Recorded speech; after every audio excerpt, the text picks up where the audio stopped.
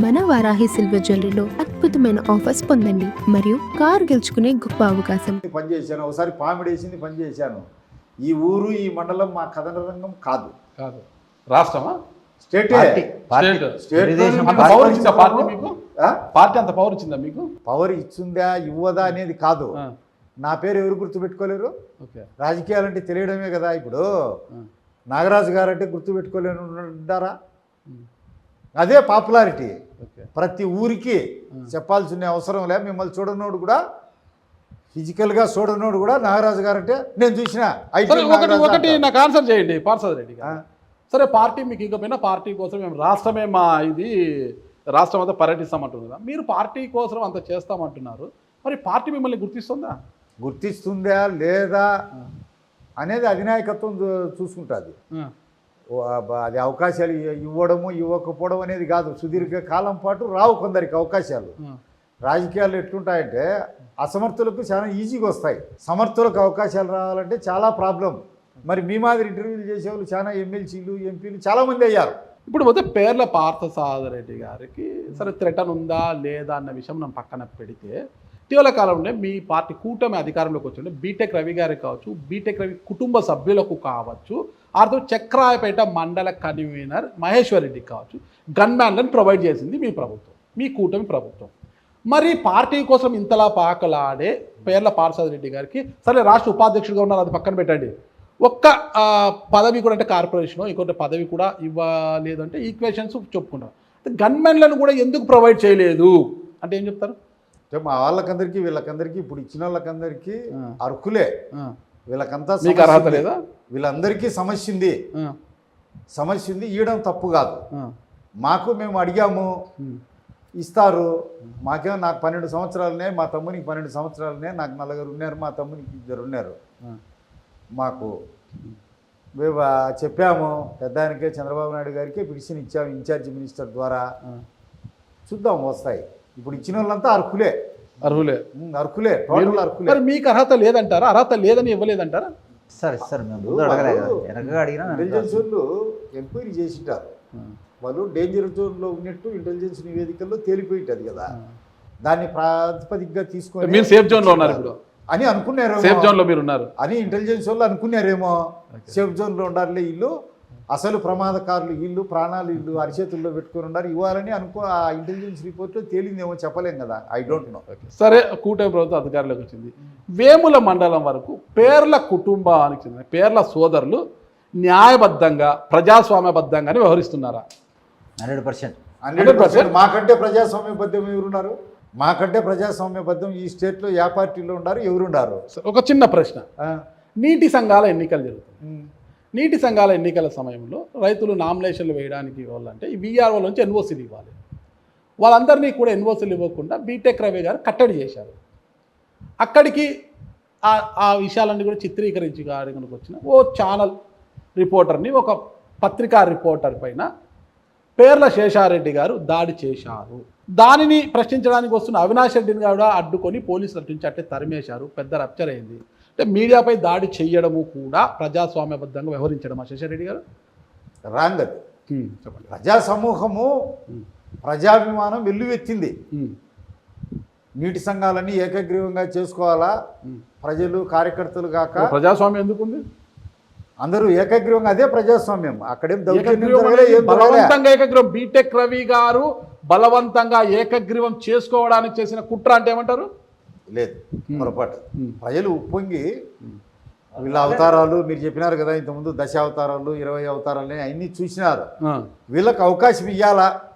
ఇంతకుముందు సుదీర్ఘ కాలం పాటు వీళ్ళు మౌనంగా ఉన్నారు. 2014కు పూర్వము వీళ్ళు వచ్చారు. ప్రజారంజకంగా వీళ్ళు ఉన్నప్పుడు నియోజకవర్గంలో అన్నీ ప్రజారంజకంగా జరిగాయి. ఇప్పుడు కూడా జరుగుతుందని ప్రజలు మనస్ఫూర్తిగా వాలంటరీగా సహకరించి చేసుకునే ఎలక్షనే అది. మాకు ప్రజల్లో ఒక భాగమైన రైతాంగం అంటారా సహకరించింది బాగా? అయితే అన్ని వర్గాలు మీరు మనస్ఫూర్తిగా చెప్పండి. మీరు దైవభక్తి ఎక్కువ ఉంది, మీరు భగవద్గీత కూడా ఎక్కువ చదువుతుంటారు, మీరు నాకు బాగా తెలుసు మీ గురించి. మనస్ఫూర్తిగా మీ అంతరాత్మ సాక్షి నీటి సంఘాల ఎన్నికలు ప్రజాస్వామ్యబద్ధంగానే జరిగాయని చెప్తారా? 100% జరిగినాయి సార్. సందేహమే లేదు. మరి మీడియాపై జరిగిన దాడిని ఏమంటారు? ఒక్క వాళ్ళే నిమిషం సార్. రాలే. అది వేరే వైఎస్ఆర్సీపీ విషయం అది. ఏ విషయం చెప్పండి. మీరు ప్రజాస్వామ్యబద్ధంగా ఇక్కడ ఉన్నారు కదా, దాడి చేయడం అనేది మీడియా పైన, మీడియా స్వేచ్ఛ పైన దాడి చేయడం అనేది ప్రజాస్వామ్యబద్ధం అంటారా? మేము చేయలేదు సార్, జనసేన వాళ్ళు కాంగ్రెస్ వాళ్ళు చేశారు. ఓకే, మరి మీ పేరు ఎందుకు కాదండి. వచ్చిందంటారు? నువ్వు లోకల్లో ఉన్నాం కాబట్టి చేసినారు అంతే. లోకల్ ఉండేది కాబట్టి. పేర్ల శేషారెడ్డి జనసేన కూడా కాదు. జనసేన కూడా సరే. కాదు. ఒకటి కాంగ్రెస్ సార్, ఒక వాళ్ళు విషయం. వాళ్ళలోనే విచ్ఛిన్నకర శక్తులు. వైఎస్ఆర్సీపీ వాళ్ళు ఒక్కరు వచ్చినారేమో చెప్పండి, మేము నామినేషన్ చేస్తాం, నిరసనగా నిలబడతామని. మరి మీరు బెదిరిస్తే ఎలా వస్తారు? ఎవరు ఏం బెదిరియలేదు. అవతల పిట్టెక్ రవి గారు, యువతల పేర్ల సోదరులు బెదిరిస్తే ఏం ఎలా వస్తారు భయపడలే, ముందుకి? రవి భయపడలే, మేము భయపడలే. ఒక రాజ్యాంగేతర శక్తులుగా మారిపోయారు ఇక్కడ.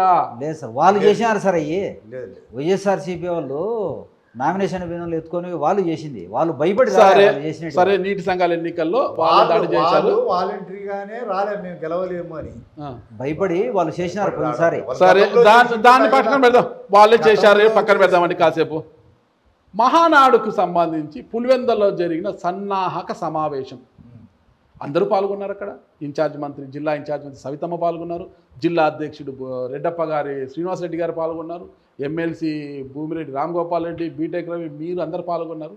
అక్కడ భూమిరెడ్డి రామ్గోపాల్ రెడ్డి గారు మాట్లాడుతుండగా, నువ్వు వైసీపీ కోవర్టు అని ఆరోపిస్తూ భూమిరెడ్డి రామ్గోపాల్ రెడ్డి పైన దాడికి ఎత్తించింది ఎవరు?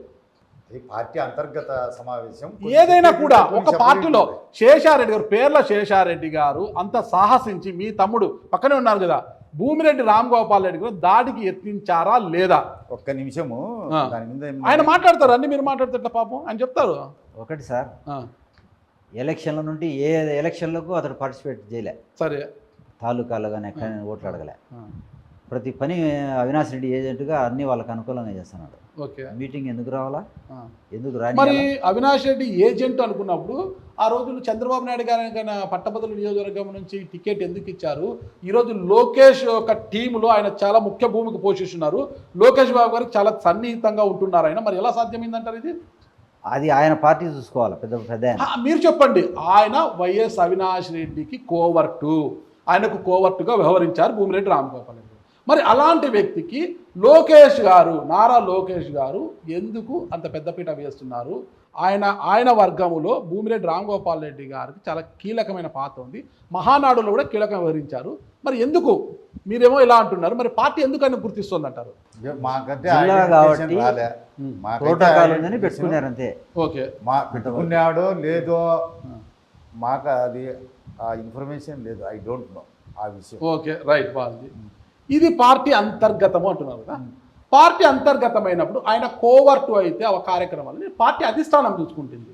ఒక వ్యక్తి పైన అప్రజాస్వామ్యంగా, ఓకేనా, మీరు దాడి చేసే హక్కు ఎవరిచ్చారు? అది కూడా ఒక ప్రజాప్రతినిధి పైన. న్యాయం అంటే కోసం మీకు ఎంత ధైర్యం ఉండొచ్చు?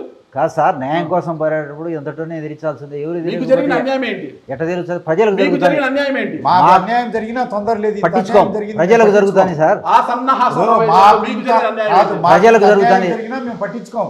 ప్రజలకు కార్యకర్తలకు అన్యాయం జరిగితే ఎవరిని వదలం. ఉమ్.